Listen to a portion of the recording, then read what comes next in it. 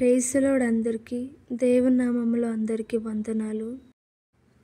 నిర్గమకాండము 3వ అధ్యాయము. మోషే మిద్యాను యాజకుడైన యిత్రో అను తన మామ మందను మేపుచు ఆ మందను అరణ్యము అవతలకు తోలుకొని దేవుని పర్వతమైన హోరేబుకు వచ్చెను. ఒక పొద నడిమిని అగ్ని జ్వాలలో యెహోవా దూత అతనికి ప్రత్యక్షమాయెను. అతడు చూచినప్పుడు అగ్ని వలన ఆ పొద మండుచుండెను గాని పొద కాలిపోలేదు. అప్పుడు మోషే, ఆ పొద ఏల కాలిపోలేదు?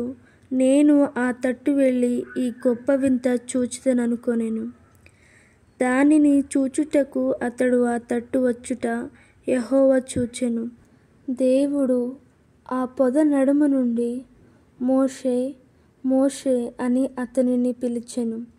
అందుకతడు చిత్తము ప్రభువా అనెను. అందుకాయన, దగ్గరకు రావద్దు, నీ పాదముల నుండి నీ చెప్పులు విడువుము, నీవు నిలిచి ఉన్న స్థలము పరిశుద్ధ ప్రదేశము అనెను. మరియు ఆయన, నేను నీ తండ్రి దేవుడను, అబ్రహాము దేవుడను, ఇస్సాకు దేవుడను, యాకోబు దేవుడను అని చెప్పగా మోషే తన ముఖమును కప్పుకొని దేవుని వైపు చూడవెరచెను.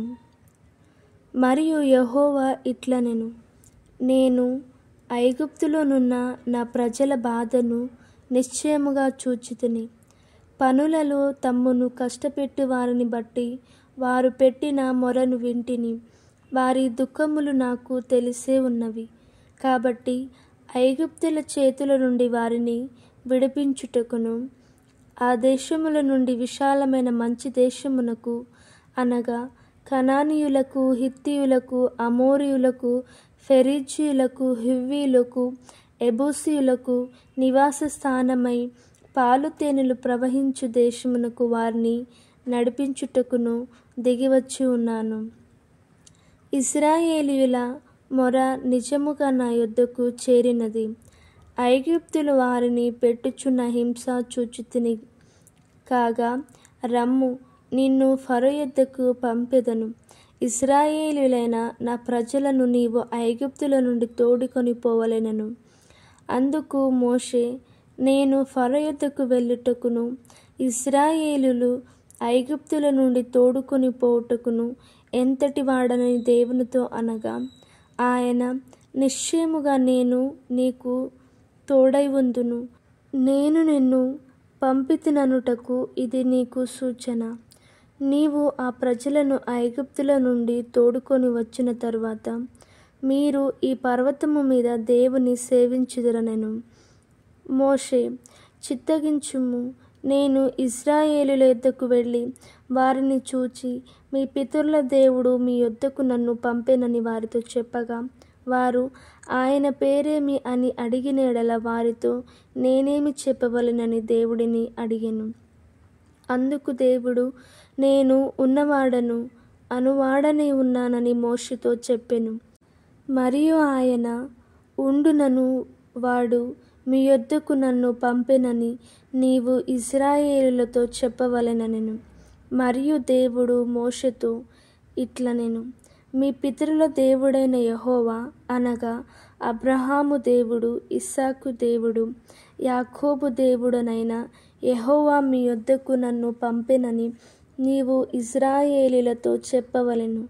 నిరంతరము నా నామము ఇదే, తరతరములకు ఇది నా జ్ఞాపకార్థ నామము. నీవు వెళ్ళి ఇశ్రాయేలీయుల పెద్దలను పోగు చేసి, మీ పితరుల దేవుడైన యెహోవా, అనగా అబ్రహాము, ఇస్సాకు, యాకోబుల దేవుడు నాకు ప్రత్యక్షమై ఇట్లనెను, నేను మిమ్మును ఐగుప్తులో మీకు సంభవించిన దాన్ని నిశ్చయముగా చూచితిని. ఐగుప్తు బాధల నుండి పాలు తేనెలు ప్రవహించు దేశమునకు, అనగా కనానీయులు, హిత్తీయులు, అమోరీయులు, ఫెరిజీయులు, హివ్వీయులు, ఎబూసీయులున్న దేశమునకు మిమ్మును రప్పించుదనని సెలవిచ్చుదనని వారితో చెప్పుము.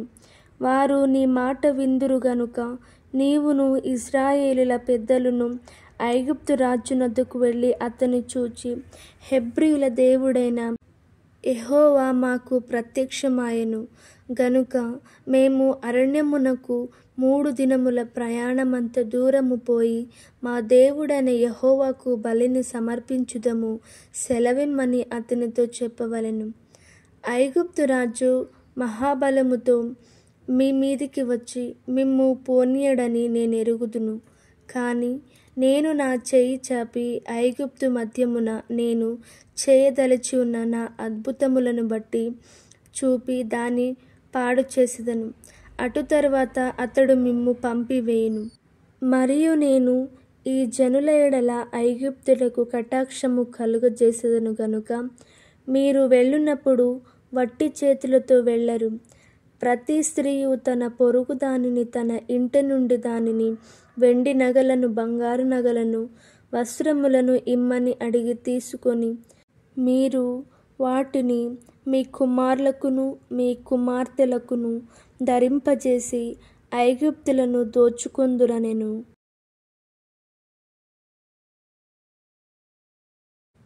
నిర్గమకాండము 4వ అధ్యాయము.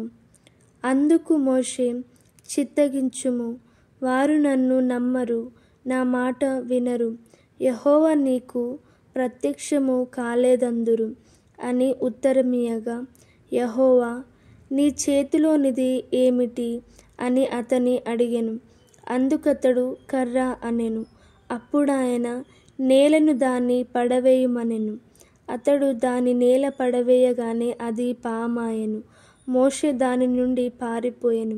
అప్పుడు యెహోవా నీ చేయి చాపి దాని తోక పట్టుకొనుమనగా అతడు తన చేయి చాపి దాన్ని పట్టుకొనగానే అది అతని చేతిలో కర్ర ఆయెను. ఆయన దాని చేత వారు తమ పితరుల దేవుడైన యెహోవా అనగా అబ్రహాము దేవుడు, ఇస్సాకు దేవుడు, యాకోబు దేవుడు నీకు ప్రత్యక్షమాయెనని నమ్ముదురనెను. మరియు యెహోవా నీ చేయి నీ రొమ్మున ఉంచుకొను అనగా అతడు తన చేయి రొమ్మున ఉంచుకొని దాని వెలుపలికి తీసినప్పుడు ఆ చేయి కుష్ఠరోగము గలదై హిమము వలె తెల్లగా ఆయెను. తరువాత ఆయన నీ చేయి మరల నీ రొమ్మున ఉంచుకొనుమనగా అతడు తన చేయి మరల తన రొమ్మున ఉంచుకొని తన రొమ్ము నుండి వెలుపలికి తీసినప్పుడు అది అతని మిగిలిన శరీరము వలె ఆయెను. మరియు ఆయన వారు నిన్ను నమ్మక మొదటి సూచనను బట్టి వినకపోయిన ఎడల రెండవ దాన్ని బట్టి విందురు. వారు ఈ 2 సూచనలను బట్టి నమ్మక నీ మాట వినకపోయిన ఎడల నీవు కొంచెము ఏటి నీళ్లు తీసి ఎండిన నేల మీద పోయవలెను. అప్పుడు నీవు ఏటిలో నుండి తీసిన నీళ్లు పొడి నేల మీద రక్తమగునెను. అప్పుడు మోషే, ప్రభువా, ఇంతకు మునుపైనను నీవు నీ దాసునితో మాటలాడినప్పటి నుండి అయినను నేను మాట నేర్పరిని కాను. నేను నోటి మాంద్యము నాలుక మాంద్యము గలవాడనని యెహోవాతో చెప్పగా, యెహోవా మానవునకు నోరిచ్చినవాడు ఎవడు?